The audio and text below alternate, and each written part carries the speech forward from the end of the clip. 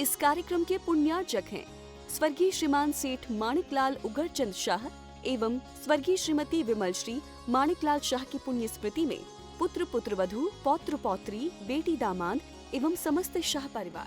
नमः श्रीवर्धमानाय निर्धूत कलिलात्मने सालोकानां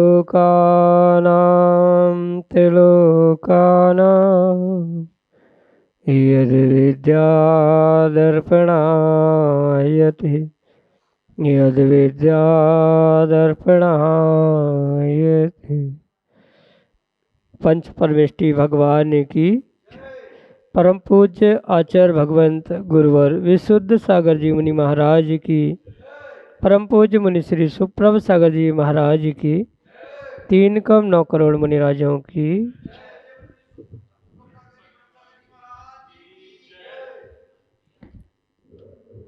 समीचीन विकल्पों का सम्यक समाधान। सम्यक ज्ञान की वह अनूठी विधा जिसके माध्यम से हम सभी प्रतिदिन अपने ही मन के उन अनेकानेक समीचीन विकल्पों का सम्यक समाधान परम पूज्य आचार्य भगवंत गुरुवर विशुद्ध सागर जी महाराज के मंगल सुभाषिष से उन्हीं के सुयोग्य शिष्य परम पूज्य मुनि श्री सुप्रभ सागर जी महाराज के मुखारविंद से प्राप्त करते हैं। प्रश्न हमारा और समाधान मुनिश्री के मुखारविंद से, और वह भी ऐसा अनूठा समाधान जो निश्चित ही हमारे मन को एक संतुष्टि की ओर ले जाने वाला होता है। ऐसे आत्मकल्याण की अनूठी विधा समीचीन विकल्पों का सम्यक समाधान प्रारंभ करते हैं। और आज के पहले विकल्प के लिए विदिशा मध्य प्रदेश से श्रीमती सरला चौधरी महाराज श्री के श्री चरणों में बारंबार नमोस्तु निवेदित करते हुए कह रहे हैं कि परम आराध्य गुरुदेव नमोस्तु नमोस्तु नमोस्तु। मेरा प्रश्न है कि क्या मनुष्य का पुनर्जन्म होता है? यदि होता है तो क्या उसे पूर्व भव का की घटनाएं स्थान आदि याद रहता है? क्योंकि मैंने स्वयं 5 वर्ष के बालक के मुख से सुना है और यह स्थान भी देखा है। मेरे समीचीन विकल्प का सम्यक समाधान करने की अनुकंपा करें। नमोस्तु महाराज जी, नमोस्तु। ओम नमः सिद्धम। परम पूज्य आचार्य भगवान गुरुवर विशुद्ध सागर जी महाराज जी की जय। परम पूज्य मुनि श्री सुप्रभ सागर जी महाराज जी की जय। जैन धर्म के अनुसार पुनर्जन्म मानने में किसी भी प्रकार से कोई दोष नहीं है, क्योंकि जैन धर्म का मूल सिद्धांत ही है कि कोई भी द्रव्य नष्ट नहीं होता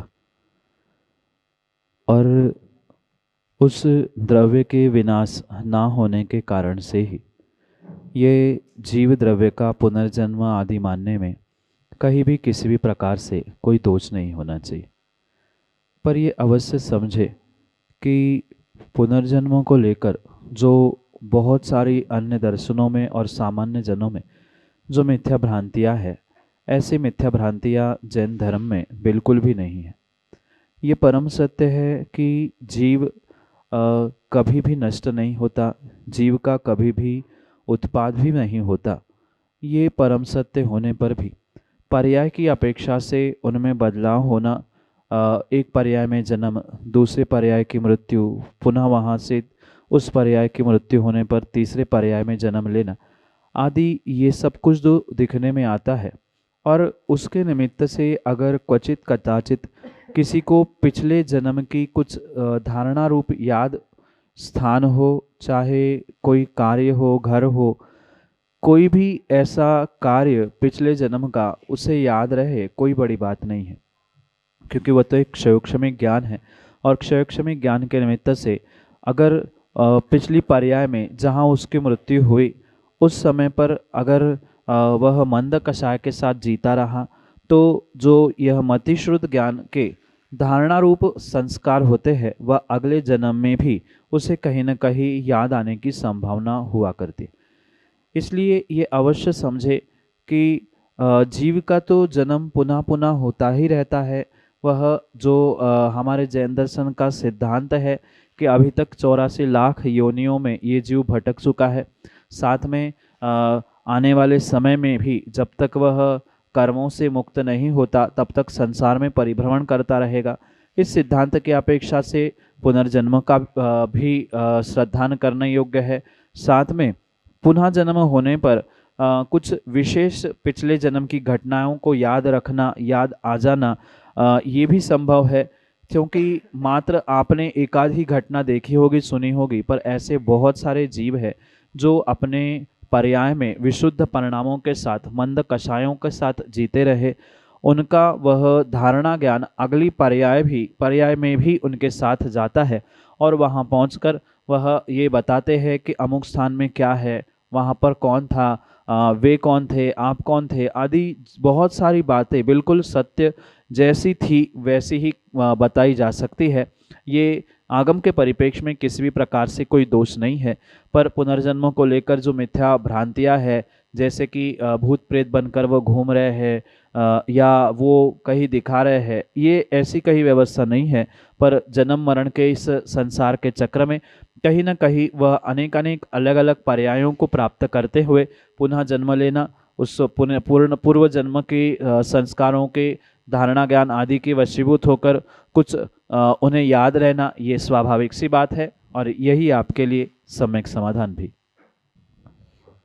पवन जैन, सुंदरपुर, मध्य प्रदेश से महाराज जी के चरणों में बारंबार नमोस्तु निवेदित करते हुए अपना समीचीन विकल्प अपनी व्यथा के रूप में रख रहे हैं कि महाराज जी, आज की युवा पीढ़ी बड़े लोगों को सुनने को तैयार ही नहीं होती, ऐसा क्यों?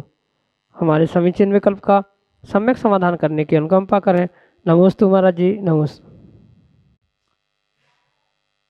कहीं ना कहीं ये समझने की आवश्यकता है कि मात्र वर्तमान की युवा पीढ़ियों को दोष देने से किंचित भी काम होने वाला नहीं, क्योंकि वर्तमान की युवा पीढ़ी को समझाने वाले, सिखाने वाले जो बुजुर्ग बड़े व्यक्ति होते हैं, बिल्कुल युवा पीढ़ी, आने वाली पीढ़ी भी उनके अनुसार ही कार्य करती।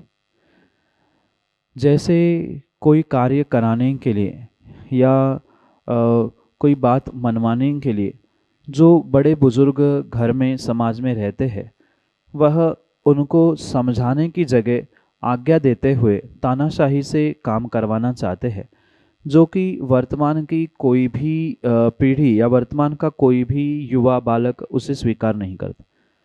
अगर वही बात उन्हें प्रेम से, उनके ही तरीके से समझाने का प्रयास किया जाए, तो मैं इस बात से बिल्कुल सहमत नहीं हूँ कि युवा पीढ़ी किसी प्रकार से किसी बुजुर्गों की बात नहीं मानती। युवा पीढ़ी बुजुर्गों की, बड़े लोगों की बात अवश्य ही मान सकती है, पर मनवाने का तरीका भी उन बुजुर्गों को और बड़े व्यक्तियों को आने की आवश्यकता है। कहाँ, कब, किस प्रकार से उनको कौन सी बात समझानी, उसके पीछे के कारण किस प्रकार से समझाना, ये विवेकपूर्वक कार्य उन बड़े व्यक्तियों को, बुजुर्गों को करने की आवश्यकता है। कहीं ना कहीं वह प्रत्येक कार्य में एक तानाशाही के रूप में, या बस ऐसा है, ऐसा करना चाहिए, माना कि युवा पीढ़ी ने या बच्चों ने पूछ लिया कि ऐसा क्यों करना चाहिए, इसके पीछे के कारण क्या है, तो उनके पास ही स्वयं जब कारण नहीं है तो युवा पीढ़ी को कैसे समझाया जाए। और कई सारे स्थानों में तो ये देखने में आता है, जो वह बुजुर्ग लोग, बड़े लोग स्वयं नहीं करते, वह उन युवा पीढ़ी से या बच्चों से उम्मीद करते, वह भी कतई संभव नहीं है। अगर बच्चों को, युवा पीढ़ियों को आप संस्कारित देखना चाहते हो, उनको जीवन में अच्छा करते हुए देखना चाहते हो, तो बुजुर्गों को भी और बड़े लोगों को भी कहीं ना कहीं वैसा कार्य करने की आवश्यकता है। अक्सर ये होता है कि माँ बाप स्वयं मंदिर नहीं जाते हैं, वे स्वयं कभी धर्म का कार्य नहीं करते और बच्चों से चाहते हैं कि वे पाठशाला चले जाए या बहुत अच्छा कार्य जीवन में कर ले। ये कतई संभव होना संभव नहीं है, क्योंकि अगर आप अपने बेटे को, युवा पीढ़ी को राम और महावीर जैसा देखना चाहते हो, तो बुजुर्गों को भी दशरथ, सिद्धार्थ, त्रिशला जैसे माता पिता के रूप को भी धारण करने की आवश्यकता है। इसलिए उनको सुनवाने के लिए, उनको मनवाने के लिए आपको उनके हिसाब से, उनके तरीके से ही उन्हें समझाने की आवश्यकता है। आप किसी भी प्रकार से हमेशा ही एक अहंकार की भाषा में या अपने बड़प्पन की भाषा में उनको समझाने का और मनवाने का प्रयास करोगे तो कभी भी किसी प्रकार से वे आपकी बात मानने वाले नहीं हैं। पर उनके तरीके से, उनके हिसाब से कि हाँ ऐसा करने से ऐसा होगा आदि इन प्रकार से उनके तरीके से क्रम से हम समझाने का प्रयास करेंगे तो नियम से वहाँ वे आपकी बातों से संतुष्ट होते हुए अवश्य ही आपकी बात मान सकते हैं। यही आपके लिए सम्यक समाधान। प्रोफेसर इंद्रजीत जैन, टीकमगढ़, मध्य प्रदेश से महाराज जी के चरणों में बारंबार नमोस्तु निवेदित करते हुए अपना समीचीन विकल्प रख रहे हैं कि महाराज जी, साधु का सानिध्य समाज को कौन से पुण्य से प्राप्त होता है एवं नगरवासियों को उनसे कौन सा पुण्य का अर्जन होता है। हमारे समीचीन विकल्प का सम्यक समाधान करने की अनुकंपा करें। नमोस्तु महाराज जी, नमोस्तु। नगरवासियों को जो भी साधु का सानिध्य सन्निधि प्राप्त होती है, कहीं न कहीं सातिशय पुण्य के उदय से ही उनको ये साधु गुरु आदि की संगति, सत्संगति प्राप्त होती।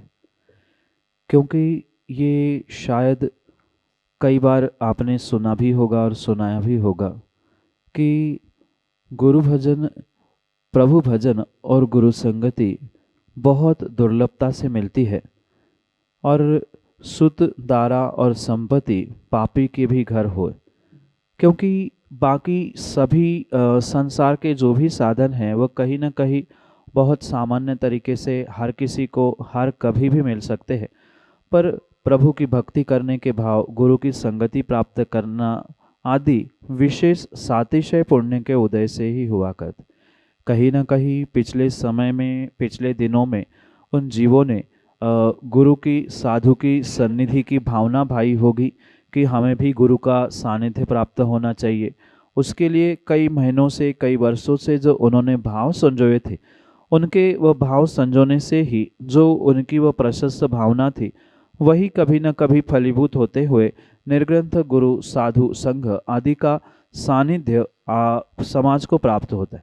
और विशेष बात उसमें यह है कि कोई विशेष आयोजन या विशेष क्रिया जैसे चतुर्मास है या और भी कोई विशेष ऐसे अनुष्ठान है, वह अगर प्राप्त हो रहे हैं साधु संगति में, साधु के सानिध्य में, तो नियम से वह पुण्य में भी और भी तीव्र सातिशय पुण्य का ही उदय होता है जब ऐसे निमित्त सामने प्राप्त होते। और जो ऐसे पुण्य के उदय में उस पुण्य को पुनः पुण्य में लगाने के लिए पुरुषार्थरत होता है, मतलब गुरु का सानिध्य मिला और गुरु की सेवा में तत्पर हो रहे हैं, उनकी आहारचर्या हो या उनकी विहार निहार आदि की व्यवस्थाएं हो, उनकी वैयावृत्ति सेवा हो आदि प्रत्येक कार्य में जो जितने अच्छे भावों से संलग्न होता है वह आने वाले समय के लिए तत्तजन्य पुण्य को भी प्राप्त करता है। मतलब अगर वह निर्विघ्न रूप से मुनिराजों के आहार आदि करवाता है तो वह नियम से आने वाले समय में पूर्ण रूप से उत्कृष्ट भोगों को प्राप्त करने वाला हो सकता है।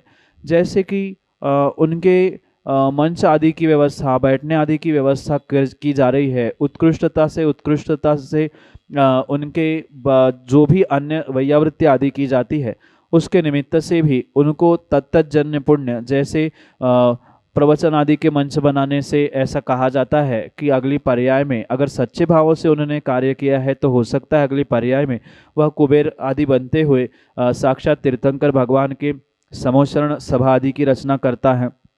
माना कि कोई वैयावृत्ति करने में तत्पर है तो वह वैयावृत्ति करते करते आने वाले समय में स्वयं के लिए अपने बलिष्ठ शरीर को प्राप्त करता है, कभी भी रोग उनके शरीर को स्पर्श ही नहीं करते। ये अनेक प्रकार के पुण्य जिस प्रकार से जीव साधु की सेवा में संलग्न होता है, बिल्कुल उसी प्रकार से पुण्य वह समाज और समाज के व्यक्ति अवश्य ही प्राप्त करते हैं। इसलिए जितने अधिक निर्मल और प्रशस्त भावों से राग द्वेष से रहित होकर निर्ग्रंथ संघ साधु की आप सेवा करेंगे, उतना ही विशेष पुण्य भी उस निमित्त से आपको अवश्य ही मिलेगा। पर माना कि कोई सेवा करने के लिए नहीं आ पा रहा है, मात्र प्रवचन ही सुन रहा है आदि जो भी कार्य उन्हें उचित लग रहे हैं या जिसमें उन्हें अनुकूलता लग रही है वैसे वैसे ही उस सेवा से उन्हें वैसा ही फल प्राप्त होता है। और ये पुण्यानुपंथी पुण्य होने से आने वाले समय में हो सकता है अगर उनके चारित्र होने का उपशम हो गया तो वह चारित्र होने के उपशम के माध्यम से स्वयं ही साधु संघ आदि में पहुंचते हुए स्वयं दीक्षा आदि लेने की भी संभावना हो सकती है। यही आपके लिए सम्यक समाधान। रोहित शास्त्री टीकमगढ़ मध्य प्रदेश से अगले समीचीन विकल्प के लिए। हे गुरुवर, नमोस्तु नमोस्तु नमोस्तु। हे महाराज श्री, यह संसार में जीव मनुष्य लौकिक कार्यों में भौतिक चकाचौंधी में भटक रहा है और इस कारण से कहीं ना कहीं से उसकी मानसिक तनाव उसके जीवन में बढ़ रहा है। तो हे महाराज श्री, वह कैसे मानसिक तनाव को अपने जीवन से दूर करे, इसका समाधान कीजिए। नमोस्तु महाराज जी।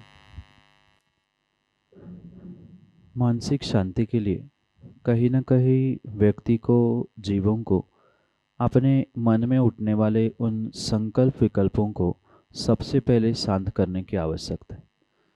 क्योंकि बहुत सारी ऐसी बातें और बहुत सारे ऐसे संकल्प विकल्प व्यक्ति पूरे दिन क्या कई वर्षों तक अपने दिलो दिमाग में लेके चलता है, जिन विकल्पों का, जिन संकल्पों का कोई आधार ही नहीं होता, जिसे सामान्य भाषा में कहते हैं जिन बातों के कोई हाथ पैर भी नहीं होते, ऐसी बातों को अपने दिलो दिमाग में बिठाल कर कई महीनों तक, कई वर्षों तक व्यक्ति उसी में ही उलझा रहता है।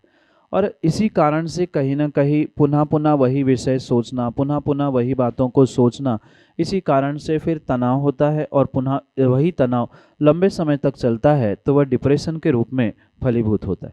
और अक्सर वर्तमान में यही देखने में आ रहा है कि यही डिप्रेशन कभी सुसाइड, कभी कुछ बहुत सारी समस्याओं को सामने लेकर आ रहा है।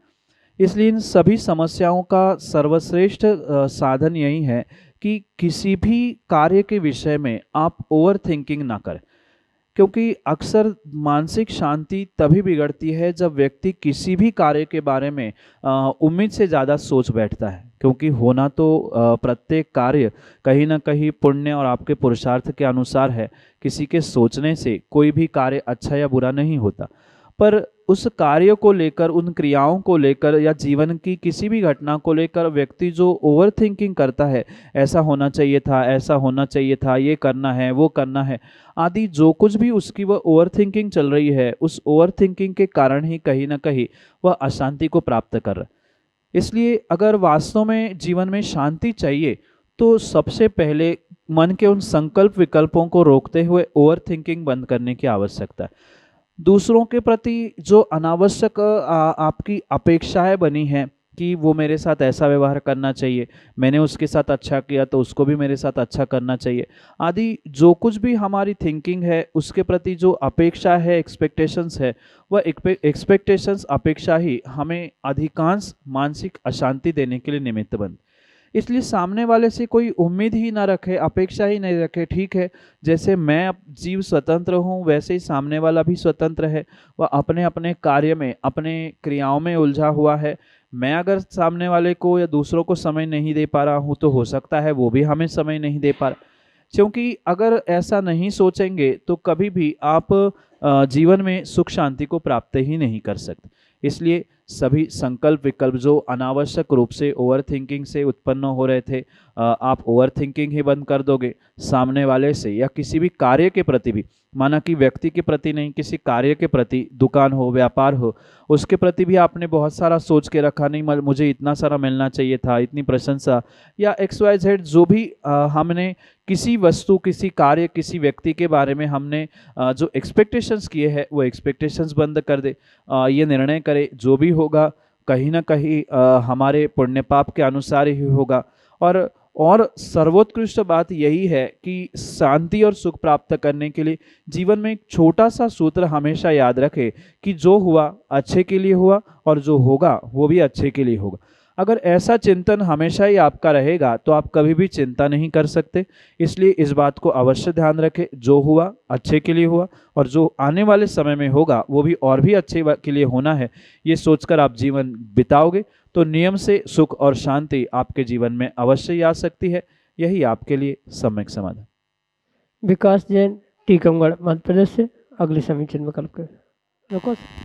नमोस्तु गुरुवर, नमोस्तु गुरुवर, नमोस्तु। महाराज जी, मेरा सवाल यह है कि हम लोग 10-15 लोग जैसे एक साथ अभिषेक पूजा करते हैं, तो कभी कभी स्थिति ऐसी होती है कि जल्दी जाना पड़ता है, तो क्या महाराज श्री अभिषेक पहले कर बाद में कर सकते पूजन के बाद? नमोस्तु गुरुवर। श्रावकों के लिए जो कर्तव्य कहे हैं उसमें भगवान की पूजा, और पूजा का अगर कोई पहला अंग है तो वह वास्तव में अभिषेक ही है। ऐसा कहा जाता है कि बिना अभिषेक के पूजा कभी भी पूर्ण नहीं हो सकती, और जैसा क्रम आगम में लिखा है उन्हीं क्रमों से ही भगवान की पूजा, अभिषेक आदि आदि करने की आवश्यकता है। हाँ, क्वचित कदाचित कहीं भूल हो जाए, कुछ विषमता है तो एकाध बार ये बात समझ में आती है कि पहले कुछ कार्य किया और फिर क्रम उल्लंघन करते हुए बाद में किया। पर सामान्य रूप से ये समझना होगा कि क्रमशः, यानी पहले अभिषेक करना, फिर शांति धारा करना, फिर अर्घ्य चढ़ाना और फिर पूजा आदि करना, यही कायदा है श्रावकों की उस पूजा नाम के, देव पूजा नाम के आवश्यक को पूर्ण करने के लिए। बहुत सारे जीवों ने बहुत सारे विकल्प खड़े करते हुए, चाहे ठंड का विकल्प हो या और भी कोई विकल्प हो, इन बातों को लेकर कुछ लोगों ने अभिषेक करना ही छोड़ दिया। कौन अभिषेक करेगा, प्रक्षाल कर लेंगे, काम बन जाएगा। कुछ लोगों ने पूजा की जगह बस महार्घ्य चढ़ा लो, हमारा काम हो जाएगा। ऐसे जो भी शॉर्टकट अपनाए जाते हैं, वास्तव में ये शॉर्टकट व्यवस्थित नहीं है, पुण्यवर्धक नहीं है। आपको अगर विशेष पुण्य चाहिए तो जिस क्रम से उनका व्याख्यान किया है, बिल्कुल उन्हीं क्रम से ही करना चाहिए। हाँ, क्वचित कदाचित हफ्ते, महीने, 2 महीने में एक आध बार कुछ विषमता है, आप समय पे नहीं पहुँचे, वेदी पर पहले अभिषेक हो चुका है और पुनः आपको करना है, तो कुछ समय बाद कर रहे हैं, पूजा पहले कर ली, या माना कि अभिषेक 8 बजे होता है और आप 6 बजे 7 बजे पहुँचे हैं, तो कुछ ऐसी विषमता हो तो ये संभव हो सकता है कि पहले पूजा कर लिया और फिर अभिषेक कर लिया। पर ये बात जमती नहीं है, क्योंकि भोजन में भी आप देखते होंगे कि जब भी भोजन किया जाता है वह भी क्रम से ही किया जाता है। पहले दाल रोटी सब्जी खाई जाती है और सबसे बाद आखिरी में चावल खाया जाता है। पर कोई बीमार है तो वो शुरू में भी चावल खा लेता है, बाद में खाता है, कुछ मात्र चावल ही खाते। तो विषमता भिन्न विषय होती है। सामान्य रूप से उसे नियम नहीं बनाया जा सकता कि ठंड के दिन आ रहे हैं कि महीने 2 महीने पहले हम ऐसा कर ले, फिर बाद में ऐसा कर ले। ऐसा कोई विधान आगम में नहीं है कि व्यवस्था बदल दे। क्वचित कदाचित कुछ बहुत अति विषमता के कारण अगर क्रम बदल रहा है तो दोष नहीं है, पर ये विशेष ध्यान रखते हुए करें कि प्रमाद से युक्त होकर हमें क्रम का उल्लंघन नहीं करना चाहिए। अगर ठंड है ये मानना है तो ये हमारा प्रमाद है, और प्रमाद के निमित्त से पुण्य की जगह कहीं न कहीं हमें पाप का ही आश्रय होगा। इसलिए क्रम से ही कार्य करें। विषमता के दिनों में कुछ दिनों की बात भिन्न है। यही आपके लिए सम्यक समाधान। सोनिया जैन, कानपुर, उत्तर प्रदेश से अगले समीचीन विकल्प के लिए। नमोस्तु महाराज जी, नमोस्तु महाराज जी, नमोस्तु महाराज जी। जब भी हम सामायिक करने बैठते हैं तो सामायिक में हमारा मन नहीं लगता है और इधर उधर की बातों में मन घूमता रहता है। संसार की बातों में इधर उधर हमारा मन घूमता रहता है और सामायिक में बिल्कुल भी मन नहीं लगता। जैसे सामायिक करते भी हैं तो लगता ही नहीं है कि हमने सामायिक की है, बस ऐसे लगता है कि बैठ के मंत्र पढ़ लिया बस। अपना मन ध्यानपूर्वक सामायिक करने के लिए क्या करें? सामायिक करते समय जो बाहर के विकल्प, संकल्प आदि जो भी बातें दिमाग में आ रही है, कहीं ना कहीं वहाँ आपको ये अवश्य ही ध्यान रखना होगा कि सामायिक प्रारंभ करने से पहले ही आपको जो दिग्वंदना पता है, चारों दिशाओं में कायोत्सर्ग करते हुए 9 देवताओं को नमस्कार पूर्वक जो संकल्प किया जाता है वह दिग्वंदना कहलाती। और अगर दिग्वंदना पूर्वक आप सामायिक करने का प्रयास करोगे तो कुछ अंशों में आपके मन में या आपके भीतर आने वाले जो भी संकल्प विकल्प है वह कहीं ना कहीं कम होने की पूर्ण रूप से संभावना हो सकती है।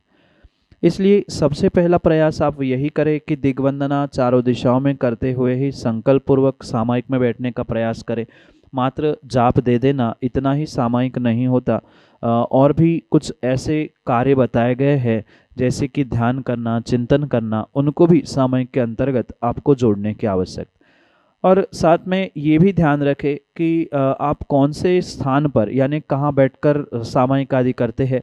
माना कि जहाँ लोगों का आना जाना लगा हुआ ही है, घर में ऐसे कमरे में आप बैठे हैं जहाँ बच्चे खेल रहे हैं, कूद रहे हैं, भोजन बन रहा है, ऐसे सार्वजनिक स्थान में बैठ के सामायिक करोगे तो आपके आंखों के सामने, आपके कानों के पास कहीं ना कहीं वही शब्द, वही व्यक्ति घूमते रहेंगे, जिस कारण से आपको पुनः पुनः विकल्प आना, मानसिक अशांति होना, ये स्वाभाविक रूप से संभव है।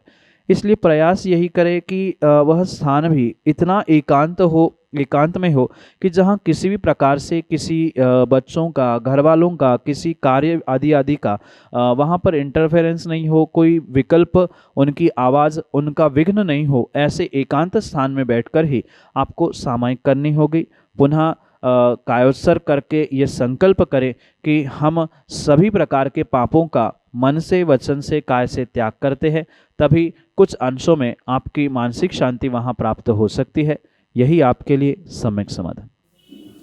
जय जन बंधु, हम सब लाभ ले रहे थे लोकप्रिय कार्यक्रम सम्यक समाधान का।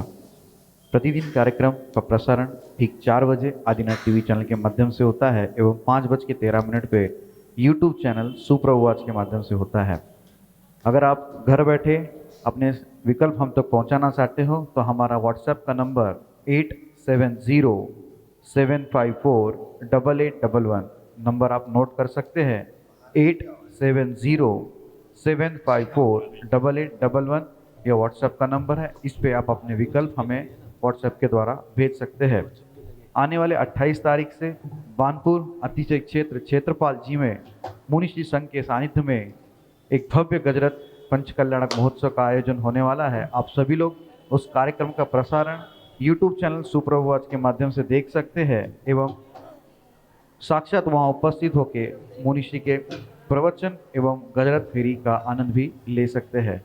2:30 पे आदिनाथ टीवी चैनल के माध्यम से भी मुनिश्री के प्रवचन का प्रसारण होता है। आप सब लोग घर बैठे आदिनाथ टीवी के चैनल माध्यम से भी मुनिश्री के प्रवचन का लाभ ले सकते हैं।